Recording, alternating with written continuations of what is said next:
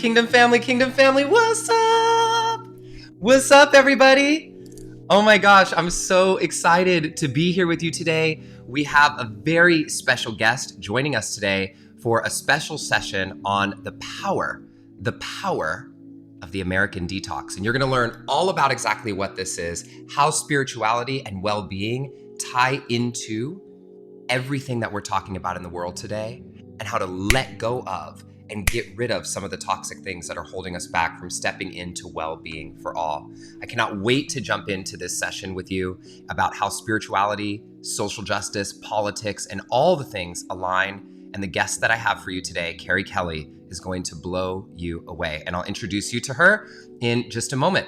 So I want to just take a moment before I even actually jump in with this to invite all of you to share where you're chiming in from.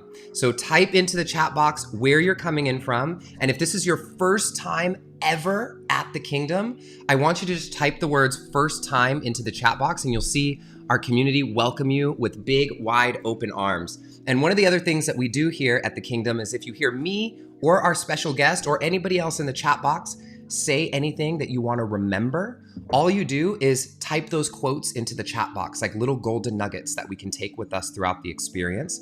And we'll see a cascade of those coming throughout the entire program. And also, if you hear me or our special guest or anyone else say anything that just makes you want to say like, "Yeah, girl, amen, I'm with you, I love you, I got you," you just put the number 1 in the chat box a whole bunch of times like this. And if you put the number 1 in the chat box a whole bunch of times, that's kind of like us clapping, and you'll feel the energy coming back and forth, because this is not a TV show. We're here live, so we get to exchange energy together. So hello, Rakaya from London. Hello, Karina from Oregon. Hello, my mom's here from Pittsburgh, California. Hello, Cheryl. Hello, Donna Mae from Wisconsin and Chi-Town and Philly and Virginia. More Oregon. We got 2 of you from Oregon. Y'all got to connect. Canada, BC, California. Hello, Hari. First timer from Washington, D.C., Vancouver. Welcome, everybody from Marin County. Amanda, welcome for your first time. Welcome, everybody. I'm putting some ones in the chat box because I'm just so excited to welcome all of you. And hello, Orlando from the road. Please be safe out there driving and listening in. So, since there's a few first timers here, I want to just go over here at the Kingdom what we believe. Okay, because we believe here at the Kingdom that all beliefs are welcome here. We believe that all biologies are welcome here. We believe in the power of music and art to open our hearts and minds. And we believe that wisdom can come from many places. And so although I kind of use this metaphor that the Kingdom is like church, Super Soul Sunday, and a TED Talk having a baby, we don't just use spiritual and religious texts, right? We use wisdom coming from many places to learn these lessons of our lives that we can then take out into the world and make an impact in our inner selves as well, for our inner selves as well. We believe here in an expanded definition of self, knowing that we are truly all connected to one another.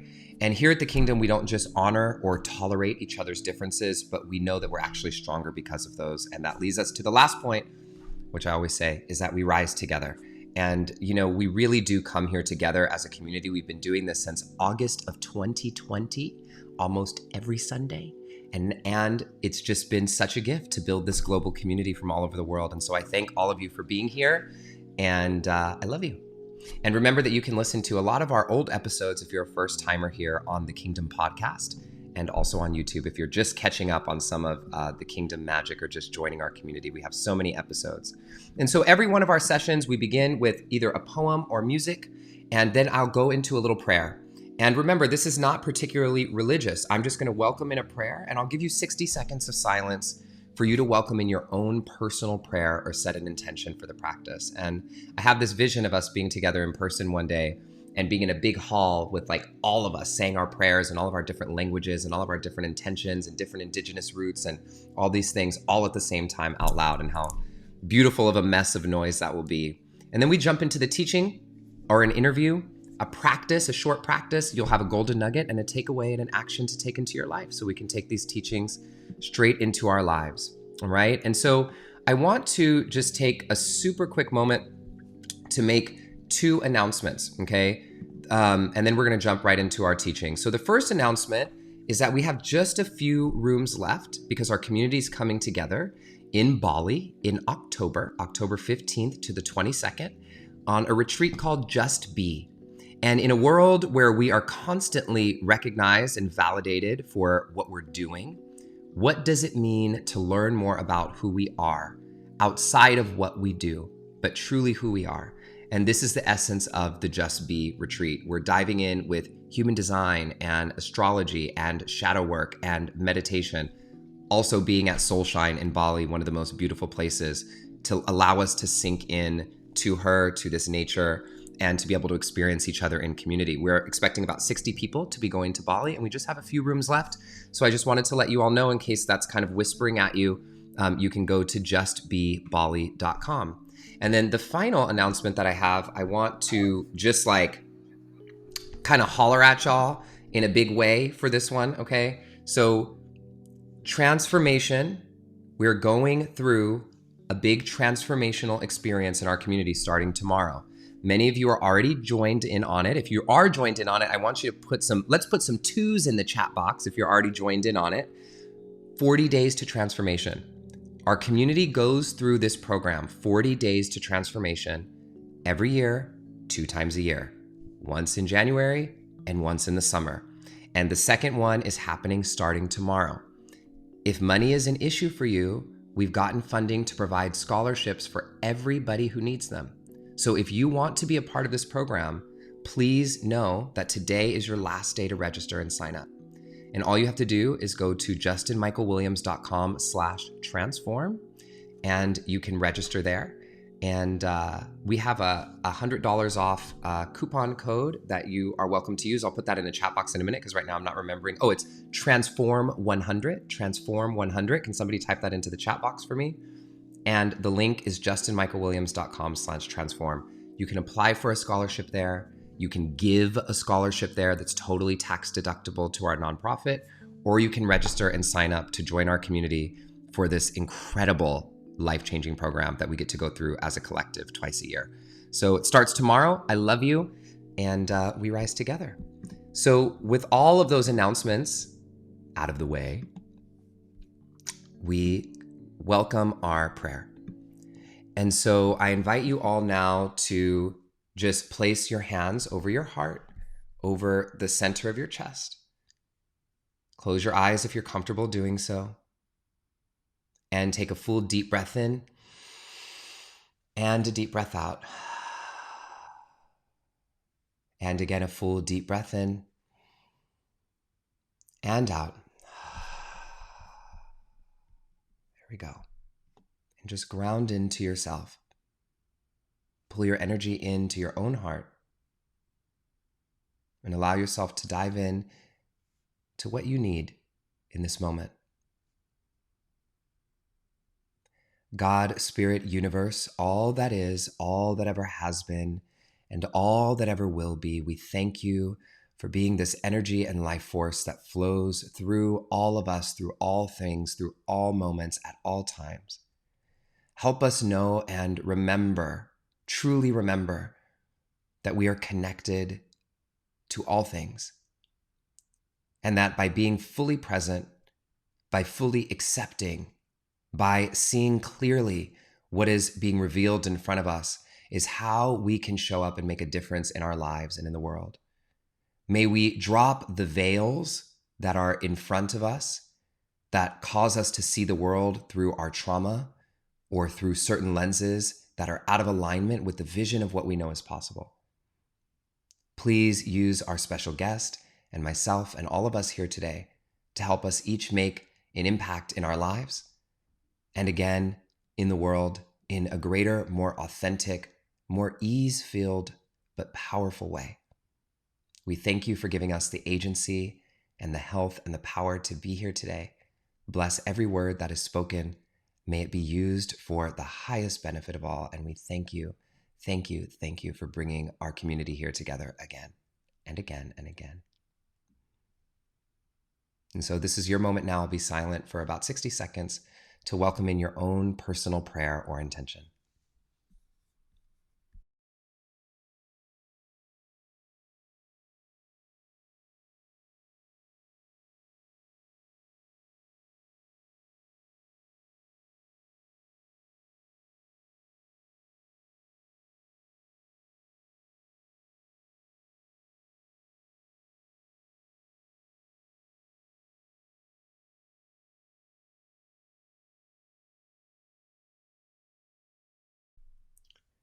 God, Spirit, Universe, all that is, all that ever has been, and all that ever will be, we thank you.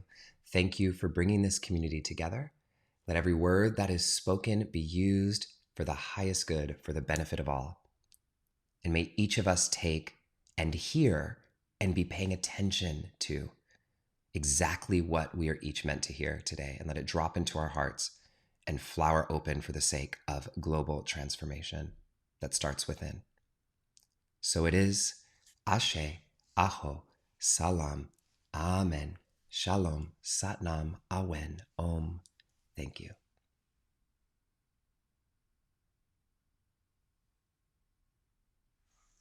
All right. Here we are, everybody. Such a gift to be together in this amazing community. I'm just feeling into you all right now. And the power that we have to come together in these really amazing ways. And the gift that we have of our special guest to be able to come and join us today. And give me just 1 second.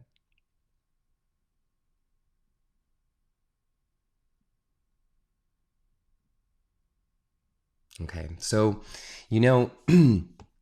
I start each of our sessions. Normally I pull out my guitar and sing a song, but something in my intuition today told me to ask our special guest about a poem.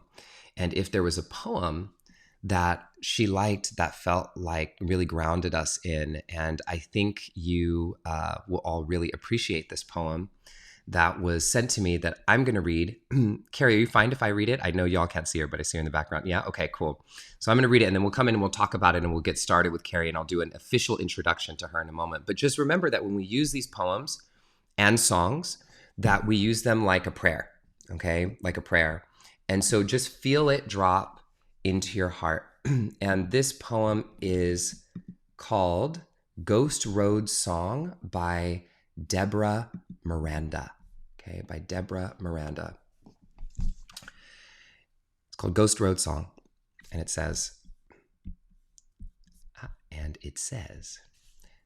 I need a song. I need a song like a river, cool and dark and wet. Like a battered old oak, gnarled bark, bitter acorns. A song like a dragonfly, shimmer, hover, swerve. Like embers too hot to touch. I need a song like my father's hands, scarred, calloused, blunt. A song like a wheel, like June rain, seep of solstice, tang of waking earth. I need a song like a seed, a hard and shiny promise. A song like ashes, gritty, fine, scattered. A song like abalone, tough as stone, smooth as a ripple at the edge of the bay. I need a song so soft it won't sting my wounds. So true, no anger can blunt it. So deep, no one can mine it. I need a song with a heart wrapped in barbed wire. I need a song that sheds no tears. I need a song that sobs. I need a song that skates along the edge of black ice, howls with coyotes, a song with a good set of lungs, a song that won't give out, give up, give in, or give way. I need a song with guts. I need a song like lightning, just one blaze of insight. I need a song like a hurricane, spiraled winds of chaos, a snake charming song, a bullshit busting song, a shut up and listen to the creator song. I need a song that rears its head up like a granite peak and greets the eastern sky. I need a song small enough to fit in my pocket, big enough to wrap around the wide shoulders of my grief, a song with a melody like thunder, chords that won't get lost, rhythm that can't steal away. I need a song that forgives me my lack of voice. I need a song that forgives my lack of forgiveness. I need a song so right that the first note splinters me like a crystal, spits the shards out into the universe like sleek seedlings of stars. Yes, that's the song I need. The song to accompany you on your first steps along the Milky Way. That song with ragged edges, a worn out sun. The song that lets a burnt red rim slip away into the Pacific, leaves my throat healed at last. Deborah Miranda. Ghost Road song. Thank you, Kerri, for that song and for that poem. And if you felt that poem in your heart, maybe put some ones in the chat box or just type in how you felt. And so it is with great joy and great honor that I prepared to welcome Kerri Kelly, who's a dear friend of mine for many, many years now. She's known me since I was like 21 or something like that. I'm 34 now for the record now. So, I mean, it's been, quite some time in my life, in my lifetime, about a third of my life. I've had the gift of knowing Kerri, which is cool to say it that way. And Kerri Kelly is an author of this incredible book called American Detox, The Myth of Wellness and How We Can Truly Heal. And I want to tell you about Kerri that she is the founder of an organization and really a movement called Citizen Well. And this is a movement that really focuses on democratizing well-being for all and is recognized, Kerri's really recognized across many communities for her work around bridging transformational practices and well-being with social justice. And you know that this is what our community is really all about, because we go by, if we can't all be well, then no one's well, right? And so Kerri has really, I want to tell you this about Kerri personally. Kerri has been doing this since before the shit was cool to do, okay? Way before, okay? So I was at, I'll tell this story later. But Kerri has been doing this since I've known Kerri, which was like in 2008, and before people were really speaking about social justice in the wellness space in a big way. And she is a powerful facilitator, one of the most powerful. She's a TED speaker, and she's actually the host of a really prominent podcast called Citizen, and that's CTZN. She's been teaching yoga for over 20 years. When you see her, you won't believe that she's even old enough to be teaching yoga for 20 years. And she's known for making waves in the wellness industry by challenging its norms and disrupting its systems and mobilizing people to actually take action. She's been super instrumental in translating the practices of well-being into social and political action so that we can start to transform all of these systems from the inside out. And her movement is really dedicated and committed to creating conditions where everyone can thrive.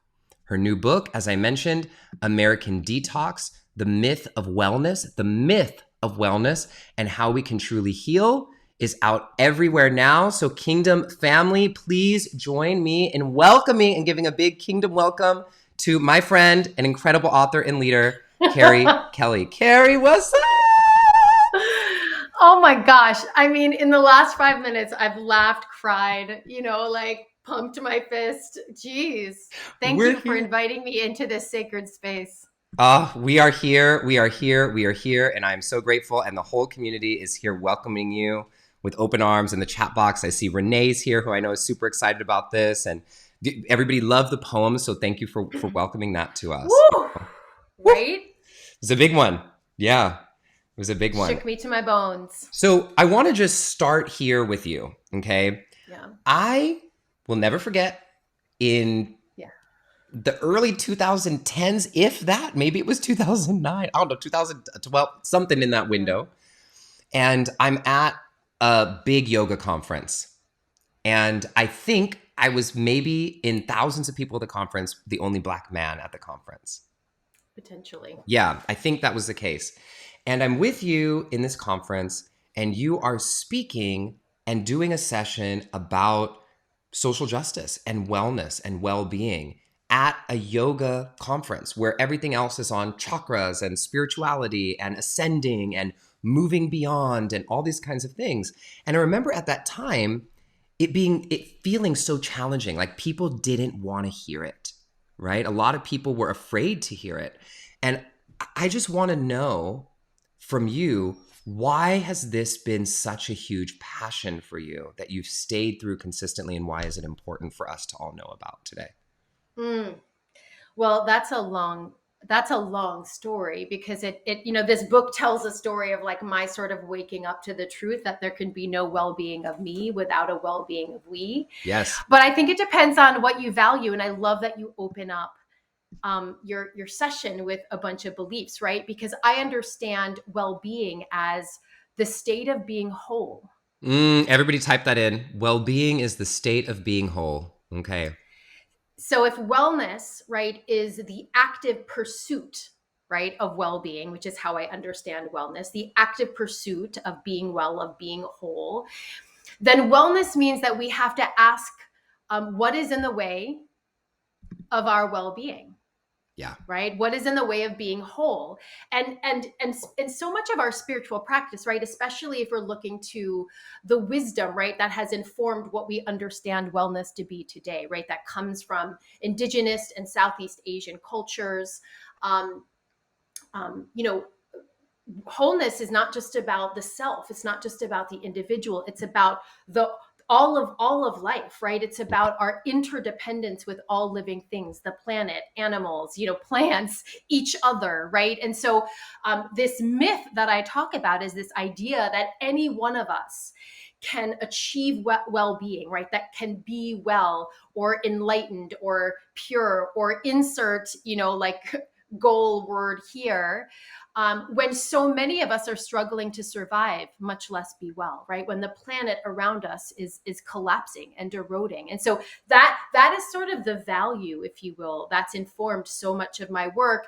And it's the impetus for why, when I got into wellness, right, and I became a yoga teacher, and I fell for it hook, line, and sinker. We can talk about that later, right? Like Me I was too. like, yeah, all the way. And I still consider myself, a wellness practitioner. I still consider myself very much, rooted in this practice.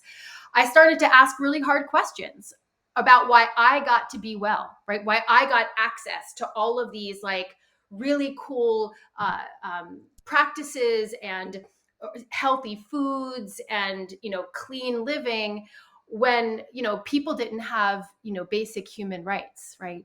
What they needed to merely survive, much less thrive. And so that was sort of the like disrupting factor that started to really push me to ask hard questions about like, what is wellness really? And what is it going to take for all of us to be well? So I want to ask And you a that's what question. got me into politics. Yeah, and this is so good. This is so good. And I love that the wellness route, when you said like that's what got me into politics, right? Because sometimes you find it's the other way around. Like people are in politics and they get so burnt out that they end up having to find their way to wellness. Yes. Right. And so like wellness leading yourself into politics is not a route. I think it's becoming more common, but definitely wasn't as common back then at all. And I want to pull the thread a little bit here on a couple words that you use. One that's really particular, that is so particular that it's right in the beginning of the subtitle of your book, the myth. So, I mean, that's a very particular word to use, right? Like the myth of wellness. What do you mean by myth? And when you said, I fell for it, I've heard you use that word all the time in your different interviews, like I fell for it. So I just want to be clear for people, because there may be people here who are falling for it. Like, what is it that you fell for? And what is this myth that we talk about? Well, I want to confess that what got me on this journey was a deep and very real desire to be well. I want to like start there. That like I didn't start from suspicion. I started from a place of desperation and to heal, to feel better, to overcome my grief and my pain. And I just want to say that because I do think that many people who are drawn to the promise of wellness, right, are coming from that place, right? And it's no wonder, given that we're all like situated in collapsing systems, right? Systems that are not designed to care for us, right? To care for all of us, to keep us well. So it's no wonder we would reach and seek, right, for all of these alternatives, right? And with the intention of feeling different, right? And having a different experience, say, and finding meaning. And, the myth really emerged for me, quite frankly, out of dissonance, right? It came out of a place of discomfort. And the way that I understand discomfort and dissonance, and, this is one of the myths of wellness, right? That wellness is about being comfortable, right? And so much of the false promise of wellness is that we need to escape our pain or transcend our discomfort, right? Or work around the problem. And it was actually, and I love that you caught on to that, my waking up actually came through wellness, because it was actually through the practice, through connecting to my whole self, that I got in touch with my discomfort. Yeah. And I got in touch with my dissonance. And that dissonance emerged for me because, I love when you talked about, in your prayer, about praying for for exposing what is meant to be revealed, for lifting the veils. And that's how I understand spiritual practice. That Yes. spiritual practice exists to lift the veils, Yes. right? And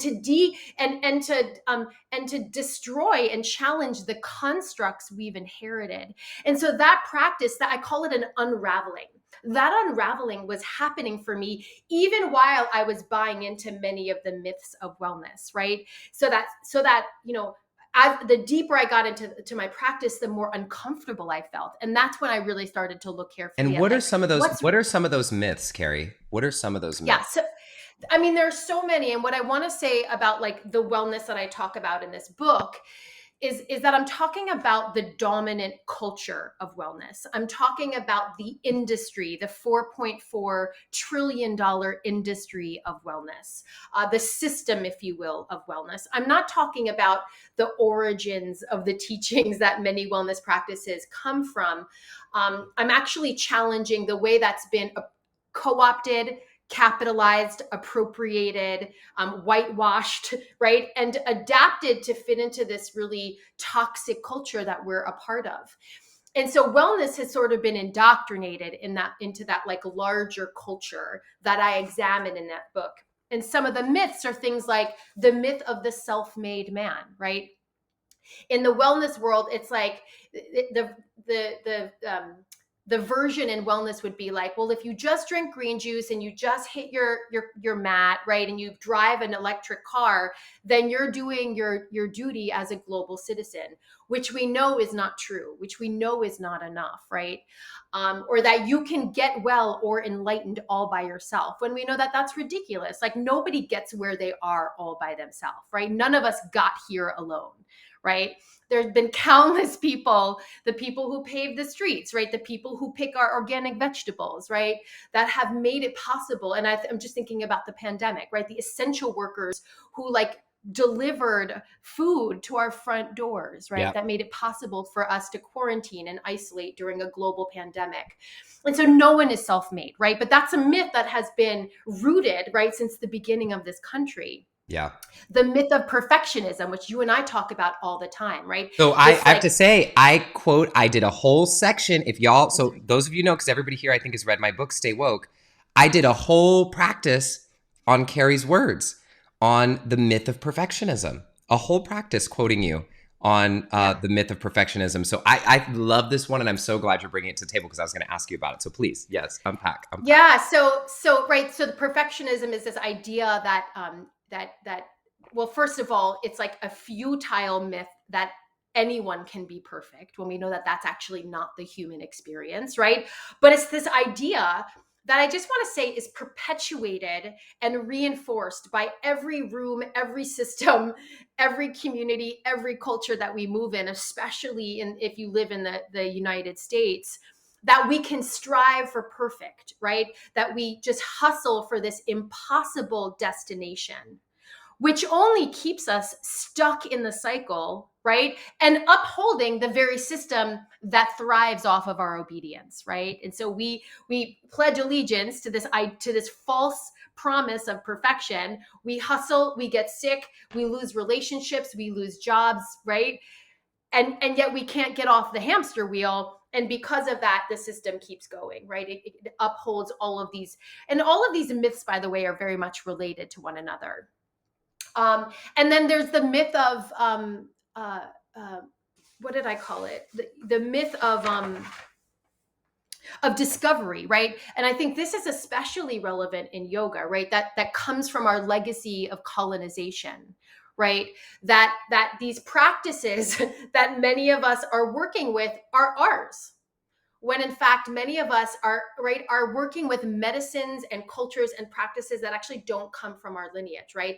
And that were very much appropriated, stolen, capitalized, commodified, and divorced from its origin, right? Divorced from its original intention, right? And that obviously is a part of the history, the legacy of colonization, cultural appropriation, imperialism. And so wellness, right? I think wellness sells us the idea that like we can be purified through wellness, right? That we can transcend, that we can escape. But in fact, situated inside of wellness, like wellness is full of these toxic ideas, right? Indoctrinated, shaped, governed even by these toxic ideas. So much of what I explore in this book is sort of what you're talking about. It's like exposing the myths, right? That were being, and this is what I mean by what I fell for it. I didn't fall for the truth, right? It was more that I fell for these like false promises, right? These ideas that actually pulled me away from the truth, you know? And I think one of the most harmful myths that feels really relevant to this particular moment and what we're facing today is that we can solve, right, deep historical, systemic, interconnected problems with individualized, simple, and personal solutions, right? When we know that that's not working for us. And so anyway, so much of this book is just about deep questioning, deep grappling with the intention of actually getting underneath, right? Getting to the truth of like, what does it mean to be well? And and what is it going to take, y'all? Yeah. From all of us, right? To actually create the conditions to create a culture where everyone can thrive on their terms. Ooh, this is me over here spinning around, okay? And it's also happening in the chat box. Everybody's here going, speak, girl, come on. This is exposing, and typing in your quotes. We hustle for this impossible destination. I fell for the false promises that pulled me away from the truth. The deeper I got into my practice, the more uncomfortable I got. A myth about wellness is that it's about being comfortable. We are drowning in systems that are collapsing, that are not designed to create wellness. These are some of the takeaways that are coming right now. And then that question that you posed, that I want to pull a thread on a little bit more, that several people are typing into the chat box. What is it going to take to create a culture where everyone can be well? So what's it going to take? What do you think?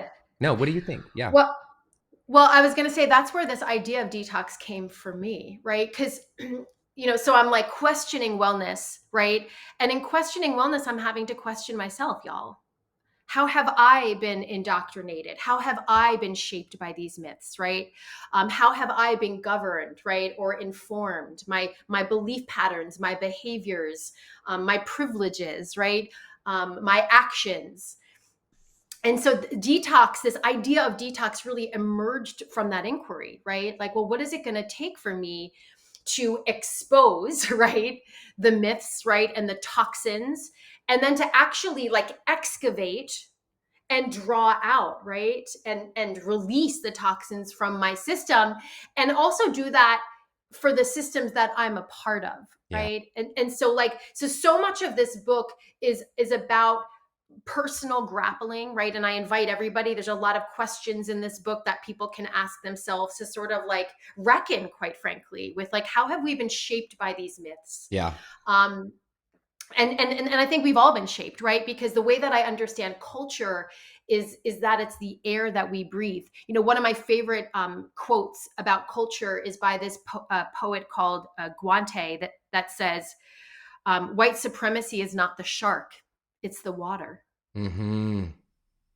So when we understand culture that way, right, as the water we're swimming in and the air that we breathe, it actually negates all the things that the dominant culture of wellness is selling us, which is that we can just meditate away racism, or that we could just, right?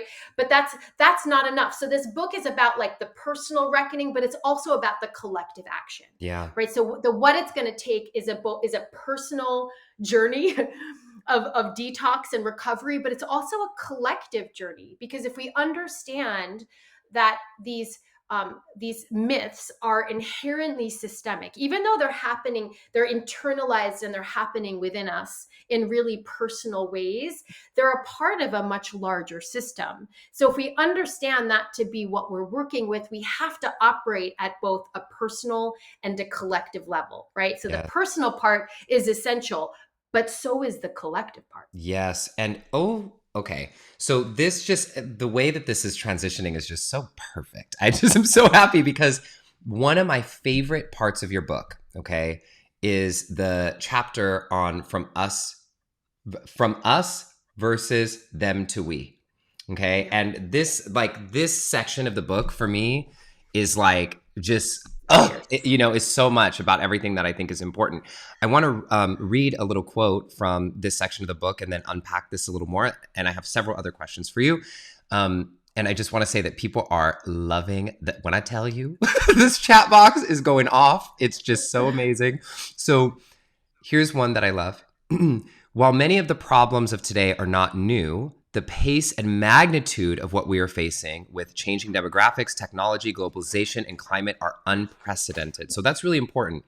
Like, the problems themselves are not new, but the pace and the size and the magnitude that we're experiencing them feel big to us, and they are. We can only process so much change in a short period without experiencing significant anxiety and the dissonance regarding existential questions about who we are and what we are becoming. This to me really speaks to what everybody's saying around this is a really crazy time in history, right? Mm-hmm. And then the anxiety and the dissonance, the way that you speak to that very directly, and obviously you go on in the book about this.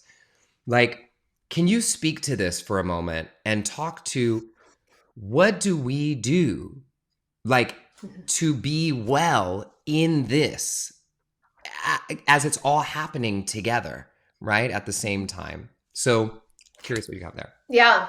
Yeah. I mean, there's a million things I want to say about this last chapter. That was the longest chapter. And as you know, it's like full of history. It's like almost like every chapter culminates into this one chapter.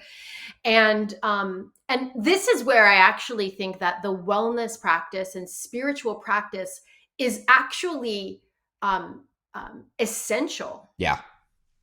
To how we navigate this particular moment, right? Because to me, the way that I've come to understand wellness and spiritual practice is that it is capacity building, right? Resmaa Menakem calls it doing reps, right? Like, because it's all about creating new patterns, right? New behaviors, new culture, new systems, new ways of being together, right? And so that's actually the role I think wellness plays. It's why these practices are in fact really essential to how we move forward, right?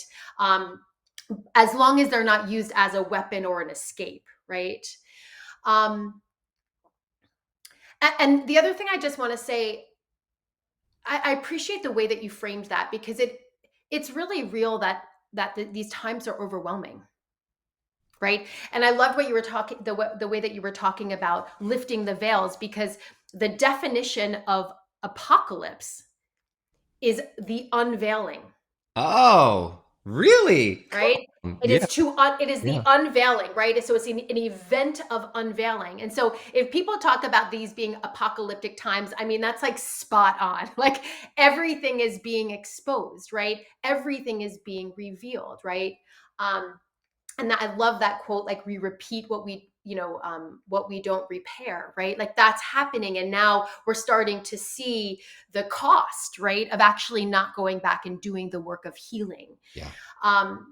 And so I say that because I think it's really important that we build a capacity individually and collectively through spiritual practice to hold the complexity of this moment, to hold the bigness, to hold the severity, to not run away, right? And when I think about the way that I understand trauma, right, is that like many of us are having a trauma response. I write about apathy in that chapter and Yeah. how apathy can be a trauma response, right?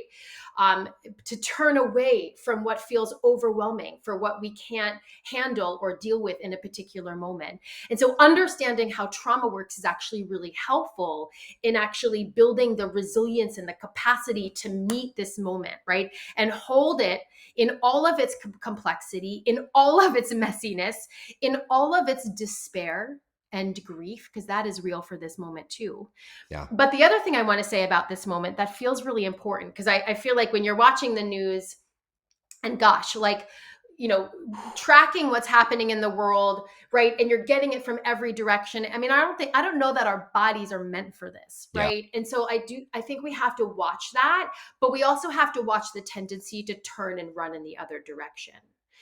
But the other thing I want to say that's rarely written about or covered or focused on is that while systems are collapsing, and they are, new things are being born, Yes. right? Like new ideas, new communities, new alternatives are emerging, and it's all happening simultaneously, which makes it really hard and messy to navigate, right? I feel like all of us really just want like a clean break, like let's just be done with this chapter and start this next blessed emergence of a new world, a new sun. And that's just not how this is going to go down, y'all. Yes. And so, what does it look like for us, right, to hold that systems are going to be collapsing, and we're going to have to do what we can, right, while systems collapse to reduce harm, right? That should be our stance. That's our yoga pose, y'all. It's like harm reduction all the time, right? How can we ensure that people have what they need? How can we do, how can we protect people while systems are collapsing? This is happening literally right in this moment, right? You see people rushing to aid and abet abortions, trying to provide people, right, like literally like going out of their way, willing to risk their lives, willing to put their bodies and their safety on the line for the well-being of other people. And so I think some of that is going to be necessary, and I'm not saying everybody has to do that. We all have different roles and responsibility, but it's like, how do we protect people while systems collapse, and how do we simultaneously be imagining a new world Yeah. that is beyond the one that we've inherited, right? And sometimes I think, when I do the work of imagining, I even like question my own imagination, right? Because I've only ever known what I've been taught, Yeah. right? And how I've been socialized and conditioned, right? And so I even question the limitations of my imagination or of our collective imagination, which is why, y'all, we need each other. Yes. Like if we want the full expanse, right, the full potential of our imaginative future, we actually need everyone. Yes. Yes. Yes. Oh my goodness, girl. Listen, I'm like, it's rare that I get lost for words, but I'm just so deep in, I'm like so right here with you. And I'm so grateful for the way that you speak right now. I'm feeling a level of gratitude for how you speak, because it's really healing, the way you use your voice and the words that you're choosing to use. And I think it's calling all of us into a deeper state of integration of our own selves and helping us see clearly. I want to ask you, as I'm looking at the time, I want to ask you very particularly because we have people from all over the world joining in here. Yeah. And I know that it was a particular choice that I actually haven't heard you speak on all the things that I looked up, getting ready for this episode. And I'm sure you have, but I just didn't find it. Why the word American? Like Well, that's a I very just want to, specific thing, right? yeah. And so why American in the context where obviously this is a global issue, right? In some ways. So why American? Well, I'll share that so much of what I was intentional about in writing this book was that I had to write for my own lived experience. I couldn't write for other people. And so that's why I wrote a book about the United States of America, because that is the only experience that I've had. And because I also really wanted to show the threads, right, and connect the dots for people between the myths of wellness and the myths of American culture. And there's a lot of American history in here, that actually reveals that much of what we understand to be modern and Western wellness came up around during the time that America came to be. Yeah. And that it's rooted in a lot of the same myths. I also want to just acknowledge that, like, even the word American is super, like, navel gazy and exceptional, because America is not just the United States of America. It is Canada. It is, Central. Like, there's a lot of Americas. And so anyway, so even inside of the name is kind of like an ironic, like American exceptionalism that we did to be provocative. But what I want to say about the ways in which these myths are playing out around the world, and I've had some really cool conversations with people in other countries, is that I know that these ideologies are alive in other places, right? Yeah. These are not unique to the United States. But I also understand that they're playing out in really different ways, right? Because of historical context, because of a million reasons. And so anyway, so much of the conversations I'm having with people who are reading it from outside of the United States is like, what is resonating for you in this book, right? How are some of these myths and ideologies and systems and cultural aspects, how are they alive where you are? How is it different? And I think that's a really important conversation, right? I don't assume that this is happening everywhere. I imagine these systems, because I understand how they work and how they, the history and how they've been sort of a part of our global history. But I also want to hold space for the fact that they're probably playing out in different ways. So I think a lot of these questions can be applied anywhere you go. And I would also, like, acknowledge that, like, some of this might not be your experience, and that's okay. Yeah. Yeah. And, one of the things that I've felt pretty deeply while experiencing your work in this way is that even just, what, actually, I'm going to not say that. I'm going to not say it. I'm questioning my words on this one. So I'm going to skip what I was just going to say. So okay. I do want to say one thing, though. I can attest to this same, a very similar journey as you, which I want to name here as somebody who's like queer, Black, yep. All these different things that, like, I fell in the same way that you say, like, hook, line, and sinker, for the whole thing, for the same reason. Like, I got into wellness at 19 years old from a deep desire to heal my trauma and really be well. Growing up in the environment that I grew up in, and with gunshot holes outside my house and crazy amounts of love in my family, but also a lot of trauma, and all different kinds of things. And so I fell into the wellness world. And for years, I was really deeply committed to love and light only. We're going to meditate it. We're going to pray it. If I just bring the love and light energy to the world, then that energy can't touch me. As long as I'm well, everybody has their own agency. Your thoughts create your reality. So I just have to manage my thoughts and the energy that I'm putting out, and you're manifesting your thing. And if you have that, and so all these things, like, I was so there. And I just remember the actual practices when I believe they started to work on me. And I think I needed to go through that phase, right? I needed to get into the light. But when the practices started to really work on me, it was when, honestly, it started when I started to do some work with Sienna Sherman. And the practices started to expand my capacity and container to see the paradox, to see the veils. And I remember just constantly wanting to turn away from it. And and then finally stepping in and doing what, is known in many different ways of lifting the veil or seeing the veil, like shadow work, of what I call it.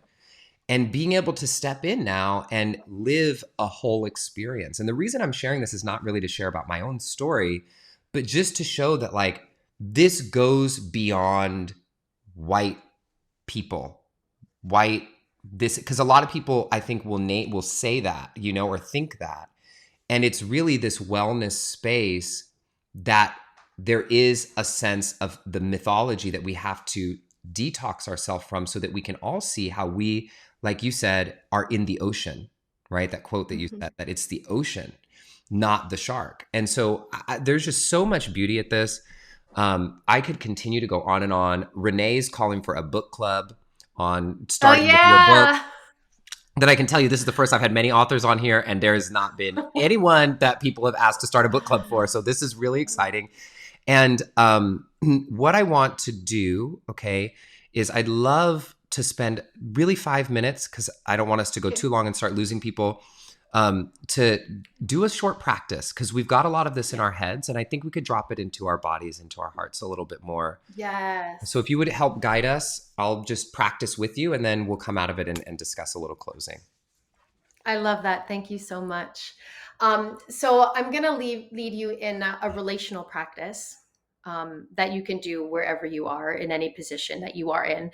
And the reason I'm going to lead this particular practice is because so much of what we are being taught and told, right, is that we are alone. So much so that we start to believe it. And even wellness is often like, turn inward. And I'm actually going to encourage you to do the opposite. So let's start by just getting comfortable and rooted, whatever that means to you. We're lots of different bodies with lots of different relationships and orientations. So just get comfortable. Check in with what you need. Do you need to be propped up? Do you need to adjust your seat? Do you need to lean back? That feels like radical too, in a world that doesn't give us permission to ask for what we need. And then either lower your gaze or close your eyes and turn your attention inward.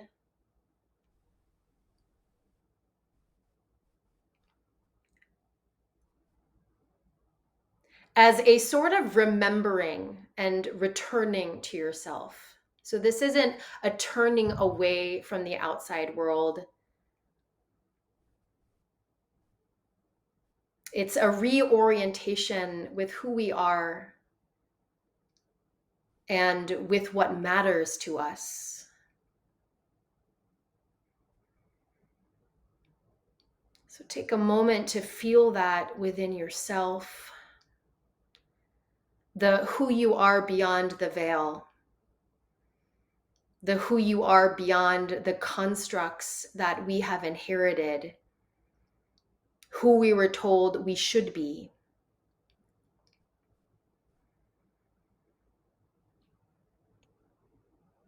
And then staying connected to that part of you that you know to be true, that you know to be whole.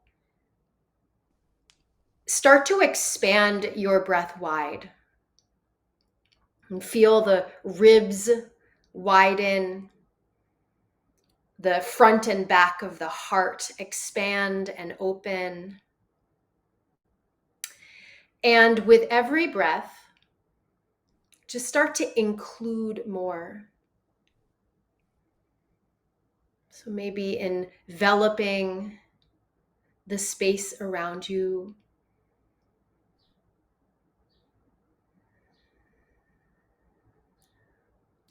Widening your breath to wrap around the people in your life, the people that you know and love.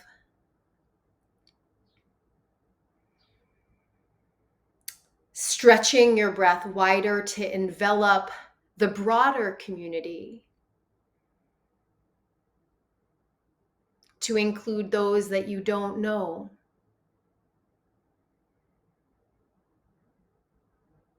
Just keep going with this practice of sort of expanding your circle of impact and influence.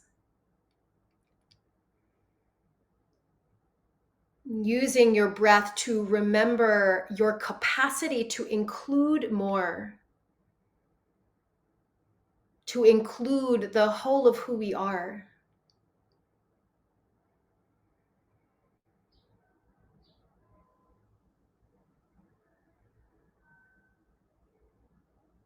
Take 3 more deep breaths here. Continue to stretch your circle. Consider who is missing and who needs support, who is left out and who is invisibilized.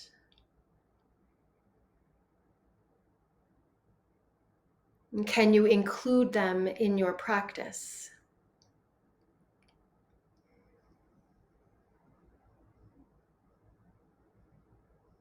And then staying with this big infinite breath, bring your left hand on your belly and your right hand on your heart. Feel for the bigness that you have cultivated, the capacity to show up, to meet this moment,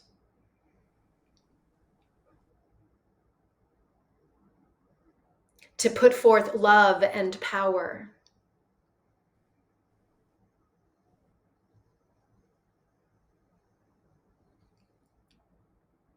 For these last few breaths, just locate yourself as a part of something bigger than yourself, as a part of this whole,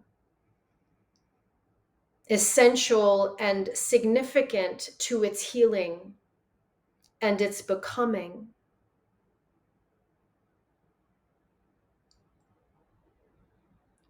And as you feel yourself in your right role and responsibility, feel also how you are not alone in that.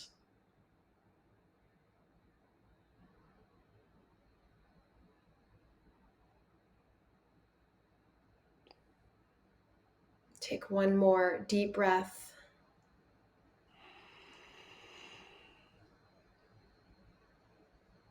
Feeling into our collective power now. And then bringing both hands to prayer, bowing your head in gratitude for the intentions and the offerings of everyone who is with you right now. The understanding that we need all of us.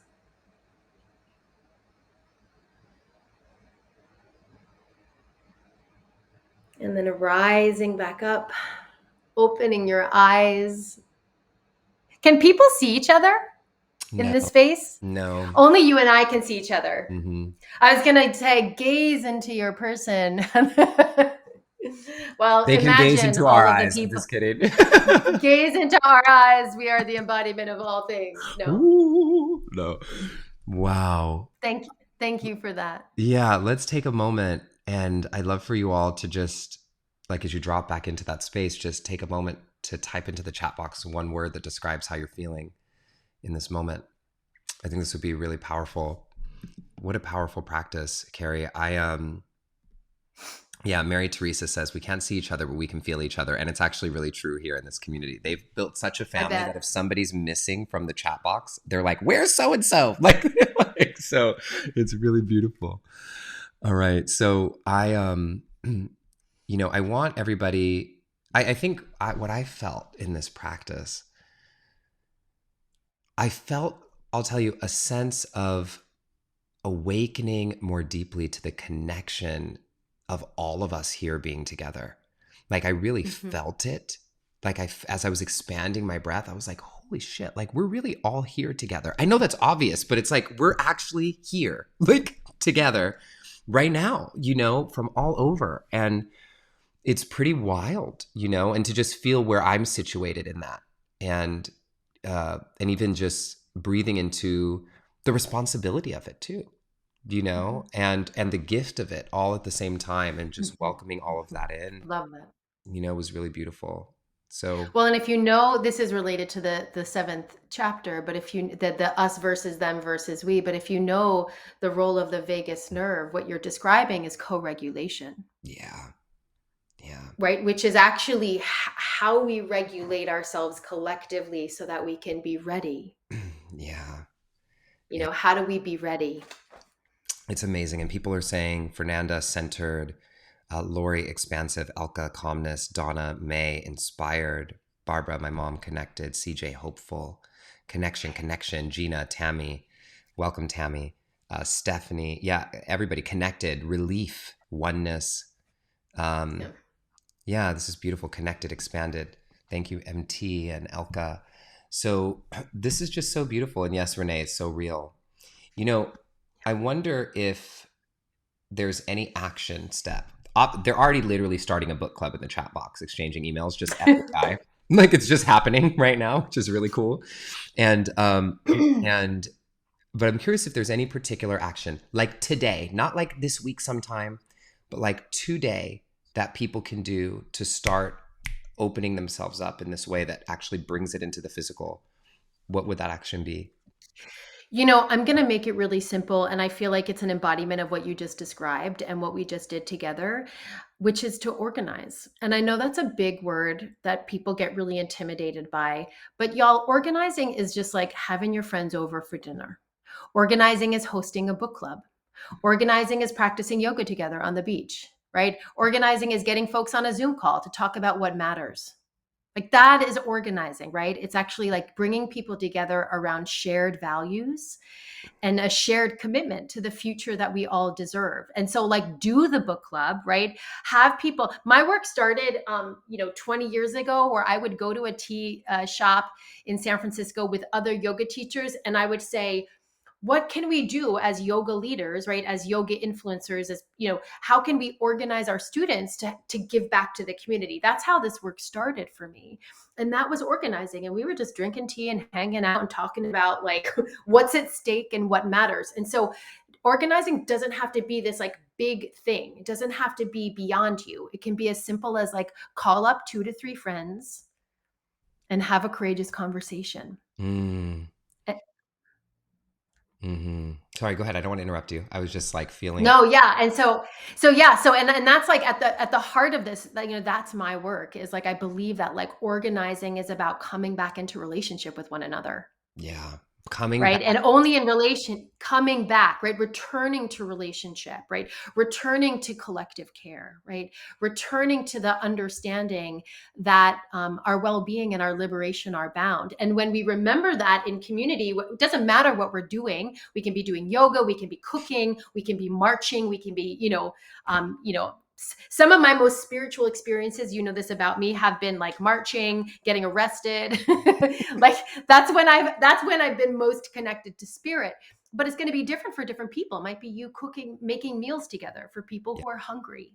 Yeah. Right. It might be you collecting resources for people who need things. And so that to me is like my big call to action for folks who are ready. Yeah. Is like, don't be intimidated by organizing. Organizing is like being aligned with your actions, right, and your values wherever you are. Yeah. Yeah. This is beautiful. So I'm going to invite all of you just to think about, like, just very clearly from your own place today. Are there a few people that you can send a text to and That's invite right. over this week? Like once you send the invitation, it's happening, and just say, hey, come over, let's hang out, or let's jump on a Zoom and hang out. And you just know in your mind, like, you know what, I'm going to bring up a conversation about this. So we're not just gossiping or talking about whatever's on the news. Like we're going to actually have a conversation. It's just about asking a powerful question, right? And what opens up in that space. And you can do that on a walk. You can do it on yoga. You could have people come over and watch the replay of this episode and have a conversation together Yeah. about it afterwards. There's so many things that could happen in terms of organization. If you even feel nervous about facilitating, right? There's lots of options, and the book club that's happening and everything there. Kerri, I'm going to close us out with a practice that we do here every session called the Golden Nugget practice. And the Golden Nugget practice, what we do is all of you can follow me in this, and I'll bring Kerri back up on the screen in a second. So everybody just place your hands over your heart, over the center of your chest, and close your eyes if you're comfortable doing that, or drop your gaze. Take a full breath in and a full breath out. And Kerri and I have covered a lot today, and Kerri's given us so much wisdom, and you're not going to remember it all. So if there was one key takeaway, one main golden nugget that you could remember from this practice today, from this whole session today, rather, one takeaway for you, what would that one takeaway be? And just think about it in your mind. We've covered so much, from the myths and the detox to collective care to taking action to waking up our true selves and the power and purpose of even our practices and well-being. So what's your takeaway? And just repeat it in your mind a few times to get it kind of synced into the long-term memory. It takes about 25 seconds when they do the studies on this. So just repeat it, repeat it, repeat it, repeat it. And repeat it 3 more times. And then open your eyes and write it down you can write it for yourself, but type it into the chat box so that we can have this cascade of golden nuggets coming in, and I'll read some of them as they come through. Kerri, is there any last thing you'd like to share with our community before we sign off today?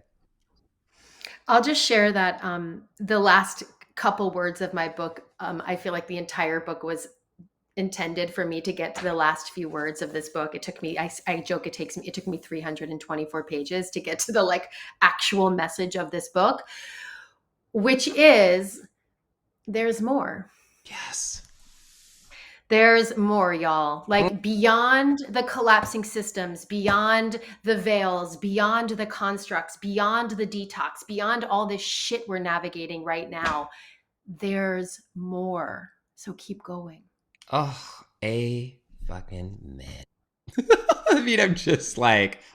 I was like, thank God I got there. I felt it. I just felt it when you said it that way too. There's more, you know? There's more. Truth.